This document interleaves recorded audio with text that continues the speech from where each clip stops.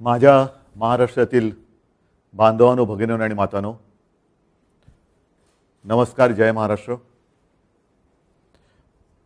तसं बऱ्याच दिवसानंतर आपल्याशी मी संवाद साधतोय.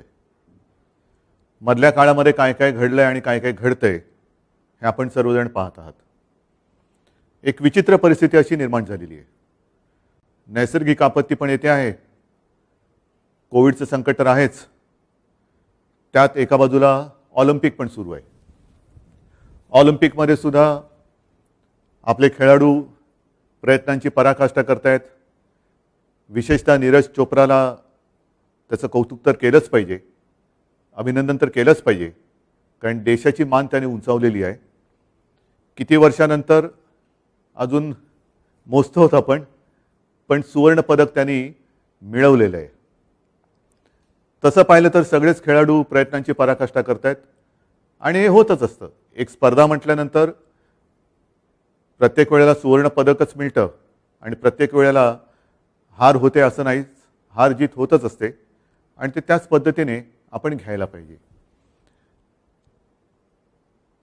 एक 7 दिवसानंतर आपला स्वातंत्र्य दिन येतोय, 15 ऑगस्ट. 75व्या स्वातंत्र्याच्या वर्षात आपण आपला देश पदार्पण करणार आहे. त्याच्या आधीचा सगळा इतिहास, तो संघर्ष, त्याला आता 75 वर्ष होत आली. 15 ऑगस्टला तर शुभेच्छा आपण देऊच, पण 15 ऑगस्ट स्वातंत्र्य दिन म्हटल्यानंतर त्यावेळेला जसं आपण एक इतिहास वाचत असताना जनतेने आपल्या कसा संघर्ष केला, त्यावेळेच्या पिढीने कसं झोकून देऊन आपल्यासाठी स्वातंत्र्य मिळवलं, तो काळ सगळा लक्षात घेऊन त्याच्या नुसत्या आठवणी काढून उपयोग नाही, तर आपण पण एक निश्चय केला पाहिजे. आपल्याला असं वाटलं होतं गेल्या वर्षी की 1 वर्षभरामध्ये कोविडचं संकट नाहीसं होईल. अजून काय जाता जात नाही आहे. कमी जास्त प्रमाणामध्ये ह्या लाटा येत जात आहेत, धडकत आहेत. किती लाटा येतील, किती वेळेला आपल्याला या लाटा धडकणार आहेत ह्याचा अजूनही अंदाज येत नाही. आणि म्हणून मला असं वाटतं की या स्वातंत्र्य दिनाच्या 8 दिवस आधीच मी आपल्याला एक नम्र विनंती करतोय की तो सगळा संघर्ष, त्याच्या नुसत्या आठवणी जागून उपयोग नाही आहे. नाहीतर या अशा संघर्षाला आणि स्वातंत्र्याला काही अर्थ नाही आहे. आपण एक अशी एक जिद्द, आपण एक निश्चय केला पाहिजे, मी म्हणेन प्रतिज्ञा घेतली पाहिजे की जसं त्यावेळेला 150 वर्षाची गुलामगिरी, 150 वर्षाचं पारतंत्र्य आणि इंग्रजांचं राज्य हे आपण उलथवून टाकलं, तशीच ही कोविडची दहशत, कोविडची टांगती तलवार ही सुद्धा आता आपल्याला उलथवून टाकावीच लागेल. तिचा सुद्धा एकदा कायमस्वरूपी निचरा करावाच लागेल. कोविडबद्दल मी नंतर बोलणारच आहे, कारण मला कल्पना आहे की साधारणतः आपल्या सगळ्यांचं लक्ष आहे की मी नेमकं काय काय शिथिल, कुठे बंधनं शिथिल करणार आहे, कुठे अजून निर्बंध ठेवणार आहे, याच्याकडे आपलं लक्ष आहे. त्याच्याबद्दल मी थोडंसं बोलणार आहेच, थोडंसं नाही भरपूर बोलणार आहे. पण तत्पूर्वी ज्या काही नैसर्गिक आपत्तीला आपल्याला तोंड द्यावं लागतंय त्याचा आपण एक थोडासा विचार करण्याची आवश्यकता आहे. पावसाळ्याची सुरुवातच गेल्याही वर्षी आणि याही वर्षी चक्रीवादळाने झाली. गेल्या वर्षी निसर्ग चक्रीवादळ आपल्यावरती धडकलं, यावेळेला ते तोक्ते वादळ, चक्रीवादळ आपल्याला आपल्या किनाऱ्याला स्पर्शून गेलं. हानी करायची तेवढी केलीच त्यांनी. त्याच्यानंतर अचानक जो काही पूर आला, हे सगळे विचित्र होते. काही दिवसांचा, काही महिन्यांचा पाऊस हा एका दिवसात आणि काही तासामध्ये कोसळायला लागलेला आहे. त्याची कारणं आपण काही देऊ शकतो. ढगफुटी झाली, मग तुम्हाला अंदाज नाही का आला? अंदाज होता. वेधशाळेने आपल्याला अंदाज दिला होता की अतिवृष्टी होईल, पण अतिवृष्टी किती होईल ह्याचं परिमाण अजूनही मला नाही वाटत जगामध्ये कोणी मोजू शकलेलं असेल. पाऊस पडला म्हणजे असा काही तुफान पडला आणि पूर, आपली धरणं, आपल्या नद्या ह्या ओसंडून व्हायला लागल्या. मग काही ठिकाणी आपल्याला धरणांची पातळी कमी करायला विसर्ग करावा लागला पाण्याचा. मग ते सोडलेलं पाणी खाली सांगली, कोल्हापूर, तिथल्या नद्या फुगल्या, तिथल्या गावात गेलं, शहरात गेलं. इकडे वशिष्ठी, सावित्री या सगळ्या नद्यांना पूर आला. मग चिपळूण पाण्याखाली गेलं, महाड पाण्याखाली गेलं. एक गोष्ट मला आपल्याला आवर्जून सांगायची की आता हे दरवर्षीचं संकट आणि त्यातून येणारी आपत्ती, त्यातल्या त्यात अतिवृष्टीचा इशारा मिळाल्यानंतर आपल्या प्रशासनाने मी म्हणेन खरंच कौतुकास्पद काम केलं. जवळपास नाही म्हटलं तरी 4.5 लाख आपल्या नागरिकांना, माता बांधवांना त्यांनी सुरक्षित स्थळी नेलं.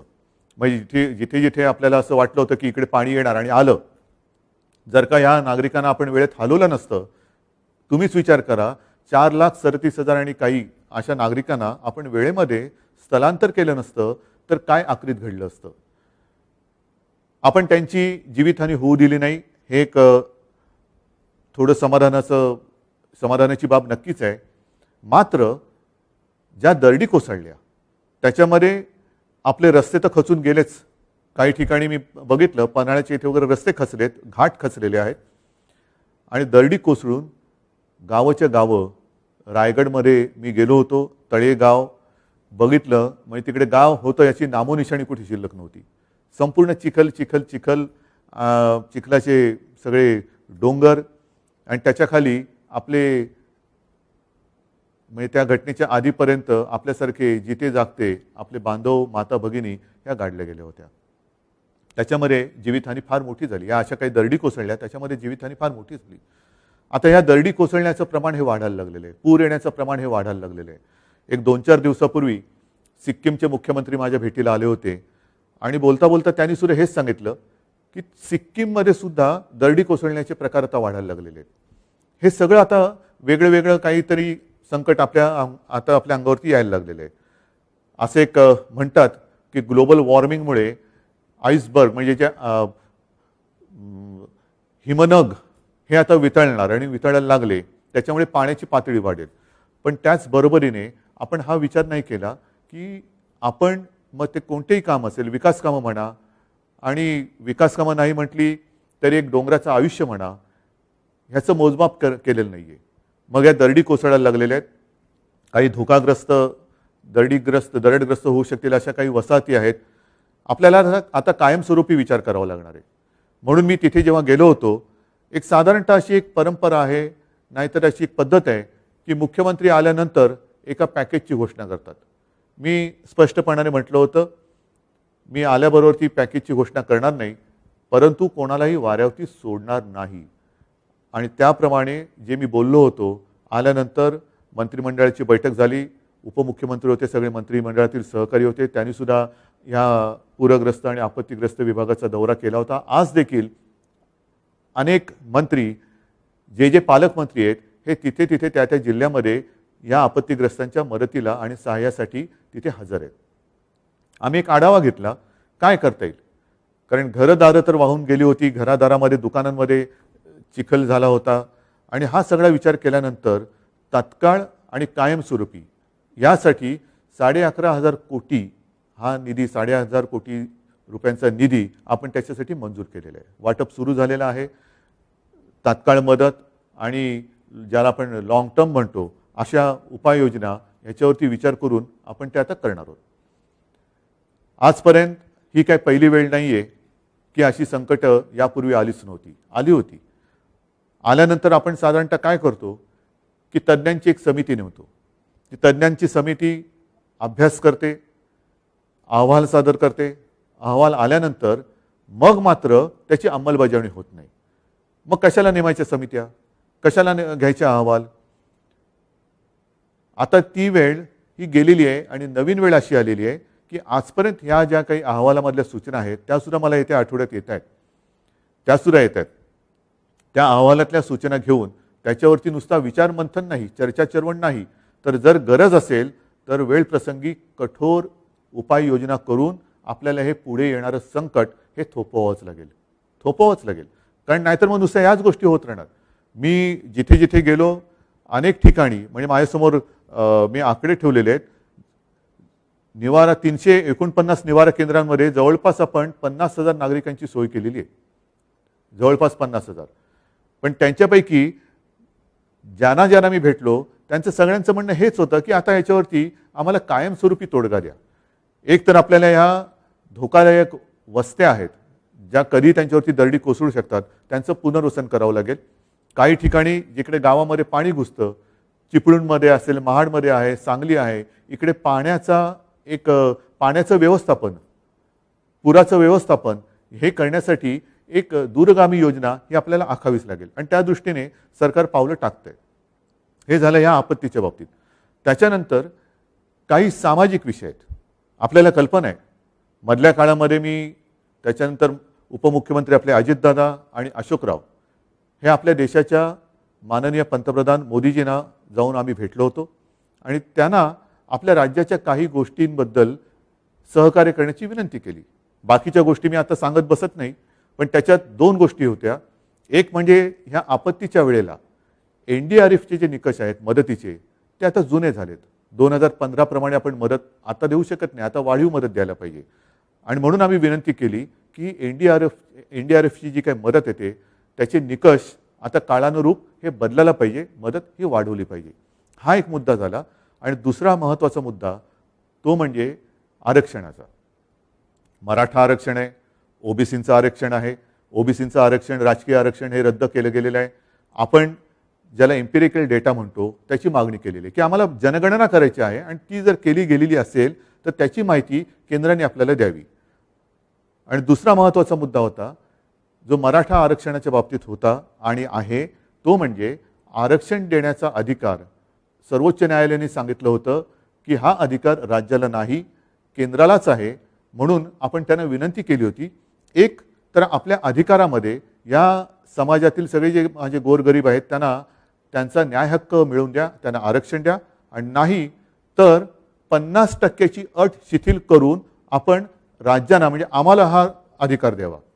आता ही विनंती केल्यानंतर 1-2 दिवसापूर्वी आपल्याला सर्वांना कल्पना आहे की हा जो आरक्षणाचा अधिकार आहे तो केंद्राने आता लोकसभेमध्ये त्याच्यावरती चर्चा चर्वण होईल, पण एक ते आता त्या घटनेत दुरुस्ती करतायत की 50 आपलं आरक्षणाचा अधिकार जो आहे तो राज्यांना परत देणार. माझी विनंती आहे आणि मला विश्वास आहे की नुसते अधिकार राज्याने देऊन आता होणार नाही, कारण 50%ची अट जोपर्यंत शिथिल होत नाही तोपर्यंत आपल्याला वाढीव आरक्षण हे देता येणार नाही. मग पुन्हा तो सगळा अभ्यास करावा लागेल आणि मग ते काय कमिशन नेमा, त्यांचा अहवाल घ्या, मग त्याच्यामध्ये ते सिद्ध करा. त्यापेक्षा 50%ची अट शिथिल करून आम्हाला तुम्ही द्या, आम्ही ज्यांना द्यायचं आहे जे योग्य आहे त्या सर्वांना आमच्या अधिकारामध्ये आम्ही त्यांचे ते न्याय हक्क मिळवून देऊ. हे जर का नाही झालं तर नुसते अधिकार आपल्याला देऊन काही उपयोग होणार नाही. आणि मला विश्वास आहे की माननीय पंतप्रधान जसं त्यांनी राज्यांना अधिकार देण्याचं एक मान्य केलं तर ही अटसुद्धा ती काढतील हा मला विश्वास आहे. बघूया 2-4 दिवसात आपल्याला कळेल. आता हे झाल्यानंतर महत्त्वाचा जो मुद्दा आहे तो म्हणजे कोविड. अजूनही कोविड जात नाही आहे. ही आपत्ती अजून काही जात नाही आहे. किती वेळा आपण हे असं उघडझाप करत राहायचं. पहिली लाट आली, दुसरी लाट आली, गेल्या वर्षीचे सण आणि या वर्षीचे सण अजून तसे पूर्ण सुरू नाही झाले. अजून आपले गणपती बाप्पा यायचे आहेत, मग आपली नवरात्री सुरू होणार, मग दिवाळी येणार, हे सगळं सुरू होणार. गेल्या वर्षी सणांच्या नंतर 2 लाटा आपण अनुभवल्या. आज देखील तो सगळा काळ आठवला तर अंगावरती काटा उभा राहतो, अंगावरती काटा उभा राहतो. या काळामध्ये आपण एक गोष्ट शिकलेलो आहोत की जर हा संसर्ग थोपवायचा असेल तर कोविडसाठी ज्या काही आपल्याला गोष्टी पाळायच्या आहेत त्या पाळाव्याच लागतील. आता लसीकरणाचा वेग वाढलेला आहे. आपण एका दिवसामध्ये मला असं वाटतं की 8 लाख लोकांना लसीकरण केलेलं आहे. हा आपला एक मी विक्रम ह्या अर्थाने नाही म्हणत, पण ही आपली क्षमता आहे. 10 लाख 15 लाख इथपर्यंत सुद्धा आपण जाऊ शकतो. साहजिकच आहे लसचा साठा, लसचा पुरवठा हा जसा जसा वाढतोय तो वाढतोय. दर महिन्याला थोडा वाढत जातोय. तसा लसीकरणाचा आपला वेग हा सुद्धा वाढत जाणार आहे. पण जोपर्यंत लसीकरण एका ठराविक टक्क्यामध्ये आपलं पूर्ण होत नाही तोपर्यंत मात्र काही वेळेला आपल्याला काही गोष्टी या पाळाव्याच लागणार आहेत. मी जे आपल्याशी बोलतो आहे ते बोलताना आपण नुसतंच लॉकडाऊन करून गप्प बसलेलं नाही याची आपल्याला कल्पना आहे. आरोग्य सुविधा आपण वाढवत आहोत, दर दिवशी वाढवत चाललेलो आहोत. पूर्ण राज्यामध्ये जर का तिसरी लाट आली, येऊन नये पण आली तर गेल्या वेळेला आपण कुठे कमी पडलो त्याचा आढावा घेऊन आरोग्य सुविधांमध्ये आपण वाढ करत चाललेलो आहोत. म्हणजे साधारणतः सांगायचं झालं तर लॅब ज्या आहेत, प्राथमिक गोष्ट कुठे होते सुरू, चाचणी, टेस्टिंग लॅब ह्या मी तुम्हाला अनेकदा सांगितलेल्या आहे. पूर्वी आपल्या राज्यात ज्या 2 होत्या त्या आपण आता 600च्या वरती नेलेल्या आहेत. नंतर आयसोलेशनचे बेड्स हे पूर्वी काही हजारात होते, आता जवळपास 4.5 लाखाच्या वरती आपण नेलेले आहेत. ICU बेड्स हे आयसोलेशन वेगळे आणि ICU वेगळे. ICUचे बेड्स आता आपल्याकडे साधारणतः 34,507 आहेत. ऑक्सिजनचे बेड्स हे आज आपल्याकडे 1,10,683 आहेत ऑक्सिजनचे, ज्याची गरज गेल्या वेळेला खूप आपल्याला लागली होती. साधारणतः 80,000 रुग्ण हे त्या पीकच्या वेळेला ज्यांना ऑक्सिजनची गरज होती त्यांना ह्या बेडचा उपयोग झाला होता. व्हेंटिलेटर्स आज आपल्याकडे साधारणतः 13,500 आहेत. बाकी मास्क वगैरे ह्या तर गोष्टी झाल्याच, त्या तर आहेतच. विशेष म्हणजे आपल्याला सर्वांना कल्पना आहे की गेल्या वेळेला एक फेब्रुवारीमध्ये आपल्याला असं वाटलं होतं की कोविड गेला. जशी आज परिस्थिती आहे तशीच त्यावेळेला होती, आजच्यापेक्षा अधिक चांगली होती. आज अजूनही आपण त्या आकड्यावरती आलेलो नाही आहोत. आणि मग विदर्भामध्ये थोडीशी आपल्याला एक वाढ दिसायला लागली होती. अमरावती आणि त्या परिसरामध्ये सगळेजण सांगत होते कुटुंबाच्या कुटुंब बाधित होत आहेत, गावाच्या गावं बाधित होत आहेत, काय कळत नाही आहे, बंधनं अजून आम्ही लावतोय तरीसुद्धा काय होत नाही आहे. त्याच्यानंतर लक्षात आलं की तो जो काही व्हेरियंट होता, विषाणू होता कोविडचाच, पण अवतार बदललेला होता, डेल्टा, ज्याने आता जग व्यापून टाकलेलं आहे. म्हणजेच काय की आता विषाणूसुद्धा वेगवेगळे अवतार घेतो आहे. मग हे अवतार कळणार कधी आपल्याला? ते कळेपर्यंत त्याचा प्रसार झपाट्याने झालेला असतो. कारण डेल्टाचा प्रसार हा फार झपाट्याने होतो आणि त्याची घातकतासुद्धा म्हणजे फुफ्फुस वगैरे या आपल्या अवयवांवरती तो फार वाईट दुष्परिणाम करतो. तर हे वेळेत ओळखण्यासाठी मुंबई महापालिकेमध्ये गेल्या आठवड्यामध्ये आपण जिनोम सिक्वेन्सिंग लॅब सुरू केलेली आहे. देशामधली माझ्या माहितीप्रमाणे ही पहिली आणि एकमेव महापालिका आहे जिनी आपल्या नागरिकांसाठी ही सुविधा उपलब्ध करून दिलेली आहे. साहजिकच आहे, मुंबई महापालिकेने ही लॅब सुरू केली म्हणजे फक्त मुंबईपुरताच त्याचा उपयोग मर्यादित राहणार नाही आहे. आपल्या राज्यात जिथे जिथे आपल्याला शंका येईल की इथे विषाणूचा अवतार बदलला आहे का, नवीन काही व्हेरियंट आला आहे का, अशी सगळी सॅम्पल्स इकडे आणून आपण त्याचं चेकिंग करू शकतो, करणार आहोत आणि वेळेमध्ये आपण सावध होऊ शकतो. आता या सगळ्या गोष्टी करत असताना साहजिकच आहे काही जिल्ह्यांमध्ये आपल्याला कल्पना आहे की गेल्या आठवड्यात आपण दुकानांच्या वेळा वाढवून दिल्या. एक 4 वाजेपर्यंत होत्या त्या 8 वाजेपर्यंत दिल्या. त्याच्यानंतर मॉर्निंग वॉक असेल, बाहेरचं फिरणं वगैरे असेल, ही बंधनं आपण शिथिल केली. हे करत असताना आपल्याला कल्पना दिली गेली होती की राज्यामध्ये कोविडची परिस्थिती संमिश्र आहे. राज्यात काही ठिकाणी कोविड तसा बऱ्यापैकी आटोक्यात आहे, काही ठिकाणी अजूनही काळजी ही घेणं गरजेचं आहे. आता काळजी घेण्यासारखी ठिकाणं कोणती आहेत? तर साधारणतः विशेष म्हणजे आता जिथे पूर येऊन गेला हे 6 जिल्हे म्हणजे सिंधुदुर्ग, रत्नागिरी, रायगड, सातारा, सांगली, कोल्हापूर हे पूर येण्याच्या आधीसुद्धा थोडीशी चिंताजनक तिकडे गोष्ट होती की कोविड रुग्ण हे कमी होत नव्हते. आता सुदैवाने आपण तिकडे टेस्टिंग वगैरे सगळं वाढवल्यानंतर पूर्णपणे लक्ष ठेवून आहोत की पूरग्रस्त भागामध्ये पाण्याच्या अनुषंगाने जे काही रोगराई येऊ शकते ती येऊ नये आणि कोविड तिकडे वाढू नये.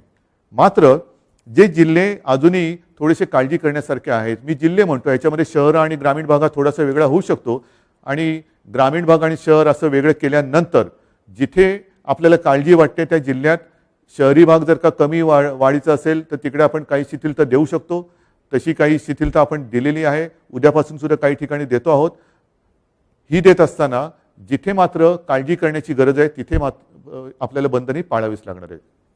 हे जिल्हे कोणते आहेत? तर एक पुणे आहे जिकडे 900 केसेस रोजच्या दिसत आहेत, अहमदनगर आहे जिकडे 800 केसेस रोजच्या आहेत, सोलापूर आहे जिथे 600 केसेस जवळपास, मी हे अंदाजे आकडे सांगतो, 600 म्हणजे कधीतरी 600 पेक्षा कधीतरी 600 पेक्षा थोडे जास्त होऊ शकतात. कोल्हापूरला आज देखील 500 रोजचे येत आहेत. सांगलीला मी म्हटलं होतं पण सांगलीसुद्धा 600 केसेस रोजच्या येत आहेत. साताऱ्याला 500 येत आहेत. सिंधुदुर्गला जिल्ह्याच्या मानाने 150 केसेस ह्या रोजच्या मिळत आहेत. रत्नागिरीला 150 आहेत, बीडला 250 आहेत. म्हणजेच काय की ह्या जिल्ह्यांमध्ये आपल्याला आजही काळजी घेण्याची ही गरज आहे. मग आता ही काळजी घेताना तिथलं जे काय स्थानिक प्रशासन आहे त्या प्रशासनाची जबाबदारी ही फार मोठी आहे. गेलं वर्षभर ही आपली प्रशासकीय यंत्रणा ह्या कामामध्ये थकलेली मी म्हणत नाही, पण तेच ते काम करते आणि त्यांच्यावरचा ताण हा वाढत चाललेला आहे. आणि म्हणून मी सुरुवातीला जे म्हटलं की आपण काही गोष्टी ठरवायला पाहिजेत. मी अनेकदा अनेक कार्यक्रम आपल्यासमोर मांडलेले आहेत. त्याच्यामध्ये कोविडमुक्त गाव, करोनामुक्त गाव हा एक कार्यक्रम आहे. आणि मला सांगायला एक समाधान वाटतं की बऱ्याच सरपंचांनी, मी जेव्हा त्यांना या आपल्या अशा माध्यमातून भेटलो होतो, त्यांनी आपलं गाव करोनामुक्त करण्याच्या दिशेने योग्य पावलं टाकायला सुरुवात केली होती. बघूया येत्या काही दिवसामध्ये आपण ही पावलं टाकत किती पुढे जातो आहोत. लसीकरणाच्या बाबतीमध्ये मी आपल्याला सांगितलं की लसीकरण करताना आपल्याला वेग आता वाढवत आहोत. आणि 2 डोस घेतलेले नागरिक किती आहेत, आपल्याला थोडीशी एक वर्गवारी करावी लागते की लसीचे 2 डोस कोणी घेतलेले आहेत, 2 डोस पूर्ण करून 15 दिवस किती जणांचे झालेले आहेत, आणि मग त्यांच्या हालचालींवरती आपण किती निर्बंध आणण्यापेक्षा किती शिथिलता देऊ शकतो. या सगळ्या गोष्टी करताना ज्याला आपण कोविड ॲप्रोप्रिएट बिहेवियर म्हणतो, म्हणजे मास्क घालणं, हात धुणं आणि अंतर राखणं, या काही गोष्टी आपल्याला इतर ठिकाणी सुद्धा आणणं गरजेचं आहे. इतर ठिकाणी म्हणजे कुठे, तर मी उद्योजकांना सुद्धा सांगितलेलं आहे, ऑफिसेसना पण सुद्धा मी सांगतो आहे की तुम्ही सुद्धा तुमच्या कामाच्या कार्यालयीन वेळा ज्या आहेत त्याची विभागणी करा. आपल्याला बंद करण्यामध्ये काही मजा येते अशातला भाग नाही. मी तर म्हणतो 24 तास आपण उघडं ठेवू, सगळे कारभार आपले 24 तास उघडे ठेवू, पण कामाच्या वेळा त्याची विभागणी करू. गर्दी टाळा. गर्दी झाली तर रुग्णवाढ होण्याचा संभव असतो. आणि ह्या सगळ्या गोष्टींचा विचार केल्यानंतर एक 2-3 दिवसापूर्वी माझ्याकडे महाराष्ट्रातील रेस्टॉरंटचे असोसिएशनचे सगळे लोक आले होते आणि त्यांनी मला विनंती केली. मी समजू शकतो की अडचण सगळ्यांनाच आहे की आम्हाला 4 वाजेपर्यंतच मुभा आहे, पुढे कसं करणार. मी त्यांच्याशी बोललो, त्यांनी सुद्धा खूप चांगलं सहकार्य करण्याचं एक मान्य केलं. मला म्हणाले, उद्धवजी आपण म्हणता ते आम्हाला मान्य आहे, पण आम्ही साधारणतः कधी उघडू शकतो. आणि मी त्यांना सांगितलं की येत्या सोमवारी म्हणजे उद्या आपण राज्यातल्या टास्कफोर्सचा जो एक आढावा घेतो, टास्कफोर्स एक आढावा घेतं आणि मग त्यांच्याकडनं काही नियमावली आपण समजून घेतो की काय करायला पाहिजे, काय करावं आणि काय करू नये. आणि तसं ते केल्यानंतर आपण रेस्टॉरंट्स आहेत, मॉल्स आहेत, मग आपली प्रार्थना स्थळं आहेत, हे एक टप्प्याने आपण सुरू करत जाणार आहोत. मात्र ह्याला नाही म्हटलं तरी एक 8-10 दिवस लागणार आहेत. मला कल्पना आहे की सगळ्यांचा संयम आता तसा थोडा तुटत आलेला आहे, पण संयम तोडू नका. कारण हाच एक धोक्याचा क्षण असतो की ज्या वेळेला आपल्याला वाटतं की आता कोविड गेला, आता उघडायला काय हरकत आहे. काही जण हे उघडा ते उघडा, मी मागे सुद्धा बोललेलो आहे, थोडंसं एक काही आपल्या समाजातील घटकांना भडकवण्याचा प्रयत्न करतात. पण मी महाराष्ट्रातल्या जनतेला खरंच धन्यवाद देतो, मनापासून धन्यवाद देतो की अशा सगळ्या उचापत्याकारांना आपण बळी न पडता जे सरकार सांगते ते आपण ऐकत आहात. आणि म्हणूनच महाराष्ट्राचं कौतुक आज जागतिक पातळीवरती होते. मुंबई मॉडेलचं कौतुक आज जागतिक पातळीवरती होते की ह्यांनी कोविडवरती कसं नियंत्रण आणलं. कौतुक आमचं होतंय, पण हे कौतुकाचे मानकरी माझ्या महाराष्ट्रातील नागरिक आहेत. आणि म्हणून हे सगळं श्रेय जे काय आहे, मध्ये एक सर्वे घेतला गेला आणि त्याच्यामध्ये नंबर 1 मुख्यमंत्री, देशामध्ये नंबर 1 मुख्यमंत्री महाराष्ट्राचे मुख्यमंत्री उद्धव ठाकरे. म्हटलं मी नम्रपणाने सांगतो की हे श्रेय माझं नाही, मी नुसता निमित्त मात्र आहे. मी सांगतोय, आपण ऐकत आहात, कारण आपल्याला कल्पना आहे की मी ज्या ज्या काही गोष्टी सांगतोय त्या आपल्या हिताच्या आहेत. अनेक जण आपल्याला कल्पना आहे की आपल्या जवळचे आप्तस्वकीय मित्रमंडळी ही कालच्या कोविडच्या लाटेमध्ये आपल्याला सोडून गेलेली आहेत. हे सगळं कोविडचं थैमान आपण पाहिलेलं आहे. देशामध्ये काय झालं, इतर देशामध्ये काय झालेलं, हे टीव्हीवरती आपण पाहिलेलं आहे. आपल्याकडे ते कोणत्याही परिस्थितीत होऊन द्यायचं नाहीये. ऑक्सिजन, त्या ऑक्सिजनला सुद्धा एक मर्यादा आहे. आपल्याकडे आज सुद्धा राज्यामध्ये आपण किती प्रयत्न केला तरी देखील एक साधारणतः 1300-1350 मेट्रिक टन दर दिवशी एवढंच आपण मजल गाठू शकलेलो आहोत. याचं कारण असं की ऑक्सिजनचे प्लांट्स लावायला सुद्धा काही वेळेला बाहेरून यंत्रसामुग्री आणावी लागते आणि ती आणून ती लावणं ह्याच्यामध्ये काही दिवस जातात. मी मागेही आपल्याला सांगितलं होतं की गेल्या वेळेला साधारणतः 1700-1800 मेट्रिक टन दर दिवशी आपल्याला ऑक्सिजन लागत होता 80,000च्या आसपास रुग्ण हे ऑक्सिजनची आवश्यकता असलेले आपल्या रुग्णालयामध्ये उपचार घेत होते. आणि म्हणून आपण आता असं ठरवलेलं आहे की काही शिथिलता आपण आता देत आहोत, बंधनं शिथिल करायला सुरुवात करत आहोत. परंतु एक साधारणतः तिसरी लाट जर का आलीच, कारण केरळामध्ये आता रुग्णवाढ दिसायला लागलेली आहे, इतर देशांमध्ये आता रुग्णवाढ दिसायला लागलेली आहे, तर रुग्णवाढ जर का व्हायला लागली तर रुग्णवाढीचा वेग लक्षात घेऊन साधारणतः आपल्याकडे जी ऑक्सिजनच्या बेडची एक संख्या आहे ती आपण किती दिवसात गाठू शकू ह्याचा एक अंदाज घ्यायचा आणि मग तितके दिवस आधी लॉकडाऊन करायचा. आपल्याला हे करावं लागेल. जर का आपण ह्या काही गोष्टी पाळल्या नाहीत, सार्वजनिक ठिकाणी मास्क घातला नाही, हात धुतले नाहीत, अंतर ठेवलं नाही, तर एक लक्षात घ्या, कोविड अजून गेलेला नाही. हा कोविड आजही आपल्या अवतीभोवती फिरतो आहे आणि त्याला आमंत्रण दिलं जाईल असं काही करू नका. असं काही करू नका. आपल्या हातामध्ये आहे. आपण कोविडची तिसरी लाट, तिसरं आक्रमण हे कसं थोपवू शकतो ते आपल्या हातामध्ये आहे. आणि ह्या सगळ्या गोष्टी आपल्याला सांगितल्यानंतर आज मी आपल्याला एक आपुलकीच्या याने सांगतो आहे की काही ठिकाणी आपण शिथिलता आणतो आहोत. जसं एक मुंबईचा विचार केल्यानंतर मुंबईमध्ये लोकल प्रवास कधी सुरू करणार, तर लोकल प्रवास आपण सुरू करतो आहोत आपल्या स्वातंत्र्य दिनापासून, 15 ऑगस्टपासून. 15 ऑगस्टपासून लोकल माझ्या मुंबईतल्या नागरिकांना तिचा उपयोग करता येईल. मात्र तो करताना पहिल्या टप्प्यामध्ये ज्यांनी लसीचे दोन्ही डोस घेतलेले आहेत आणि लसीचे दोन्ही डोस घेऊन ज्यांना 14 दिवस झालेले आहेत त्यांच्यासाठी पहिली आपण ही मुभा देतो आहोत. मी 15 ऑगस्ट का म्हणतो आहे, उद्यापासून का म्हणत नाही आहे, तर ते एवढ्यासाठी की आपण ह्या सगळ्या लसीकरण केलेल्या नागरिकांसाठी एक ॲप तयार केलेलं आहे. त्या ॲपवरती ॲपसुद्धा लवकर म्हणजे आज उद्यातच त्याची माहिती आपल्यापर्यंत पोहोचेल. त्या ॲपवरती आपण ॲप्लिकेशन एक अप्लाय करायचा की मी दोन्ही लस घेतलेला व्यक्ती आहे, लस घेतल्यानंतर मला एवढे दिवस झालेले, माझा हा बारकोड क्रमांक अमुक आहे आणि तो केल्यानंतर आपल्याला एक पास मिळेल.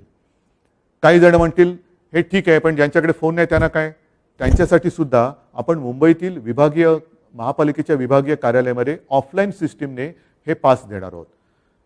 आज साधारणतः मुंबईमध्ये जवळपास 19 लाख नागरिक असे आहेत की ज्यांचे लसीचे दोन्ही डोस झालेले आहेत आणि त्यांना डोस घेऊन 14 दिवस हे झालेले आहेत. म्हणजे पहिल्या टप्प्यात आपण आज 19 लाख लोक आपल्याकडे आहेत. 15 ऑगस्टपर्यंत दर दिवशी ह्याच्यात वाढ होत जाणार आहे. आणि मग एकदा का आपण ही सवय लावली, आपल्याकडे सगळ्यांकडे पासेस आले का मग साहजिकच आहे आपण रेस्टॉरंट असतील, मॉल्स असतील, ह्या सगळ्या गोष्टी ह्या टप्प्याटप्प्याने आपण उघड्या करू शकतो. म्हणून मला असं वाटतं की आधी ज्यांचं तळहातावरती पोट आहे अशा माझ्या नागरिकांसाठी आपण 15 ऑगस्टपासून लोकलचा प्रवास त्यांना सुरू करायला देतो आहोत. परंतु 15 तारखेपर्यंत ह्या ॲपवरती म्हणा, नाहीतर आपल्या महापालिकेच्या विभागीय कार्यालयात जाऊन आपण ते पासेस घ्यावे, कार्ड घ्यावं, ही माझी आपल्याला नम्र विनंती आहे. ही जशी मी त्यांना विनंती करतोय तशीच विनंती संपूर्ण राज्यातल्या ऑफिसेस त्यांना सुद्धा करतो आहे. मी अनेकदा बोललेलो आहे की आपण आपल्या कार्यालयीन कामाच्या वेळा ह्या विभागून घ्या. 24 तास आपलं ऑफिस आपण सुरू ठेवू शकाल जर आपण कामाच्या वेळांची विभागणी केली तर. एका वेळेला गर्दी करू नका. कामाच्या वेळा ज्यांना वर्क फ्रॉम होम शक्य असेल ते वर्क फ्रॉम होम करतील आणि ज्यांना आवश्यक आहे ती लोक कार्यालयात हजर राहून काम करतील. तसंच उद्योजकांना सुद्धा मी सांगितलेलं आहे की आपण जशी आम्ही फील्ड हॉस्पिटल्स उभी केलेली आहेत तशीच आपण हॉस्पिटल्स नव्हे तर आपल्या कर्मचाऱ्यांसाठी निवासाची सोय एकतर आपल्या कॅम्पसमध्ये करा आणि कॅम्पसमध्ये नसेल तर आजूबाजूला कुठेही जर का जागा असेल तर सरकार आपल्याला मदत करेल. तात्पुरती निवासाची सोय आपण तिकडे करू शकतो की जेणेकरून उद्या वेळ येणार नाही, वेळ येऊ नये, पण पुन्हा निर्बंध लावायची वेळ आलीच तर हे कर्मचारी त्यांच्या गावात त्यांना जाण्याची आवश्यकता लागणार नाही. ते त्यांच्या त्या निवासातून आपल्या कारखान्यात येऊ शकतील आणि आपलं अर्थचक्र चालू राहील. तर ह्या काही गोष्टी आपल्याला ह्या कराव्या लागतील. आम्हाला सुद्धा कल्पना आहे आणि कोणालाही असा आनंद वाटत नाही की सगळ्यांना प्रत्येक वेळेला बंधनामध्ये ठेवायचं. बाकीच्या बऱ्याच गोष्टी आहेत पण सगळ्या गोष्टी मी काही आता आपल्याला सांगत बसणार नाही. पुन्हा एकदा सगळ्यांना नम्र विनंती करतो आहे की अजूनही संकट टळलेलं नाही. सणासुदीचे दिवस अजूनही आपले पुढे आहेत. या दिवशीसुद्धा गर्दी होणार नाही ह्याचीसुद्धा आपल्याला एक काळजी घ्यावी लागणार आहे. आणि हॉटेल, रेस्टॉरंट्स, मॉल्स, प्रार्थनास्थळं यांच्याबाबतचा निर्णय हा उद्या टास्क फोर्सची मीटिंग जी होणार आहे त्याच्यामध्ये चर्चेला जाऊन तो सुद्धा आपण लवकर जाहीर करू. स्वातंत्र्य दिन 8 दिवसावरती आलेला आहे. तोपर्यंत आपण एक मनामध्ये निश्चय करूया, प्रतिज्ञा करूया की यावर्षी मात्र या स्वातंत्र्य दिनापासून आम्ही सगळेजण शपथबद्ध होत आहोत की लवकरात लवकर आम्ही कोविडपासून मुक्ती, माझा देश, माझं गाव, माझं शहर, माझं कुटुंब सगळेजण आम्ही कोविडमुक्त होऊ. आणि हे स्वातंत्र्य जसं त्यावेळेला लोकमान्य म्हणाले होते की स्वराज्य हा माझा जन्मसिद्ध हक्क आहे आणि तो मी मिळवणारच, त्याच स्वराज्यामध्ये आता कोविडपासून मुक्तता मिळणं हा माझा जन्मसिद्ध हक्क आहे आणि तो मी मिळवणारच हा निश्चय करूया. पुन्हा एकदा सगळ्यांना धन्यवाद देतो, शुभेच्छा देतो. जय हिंद, जय महाराष्ट्र.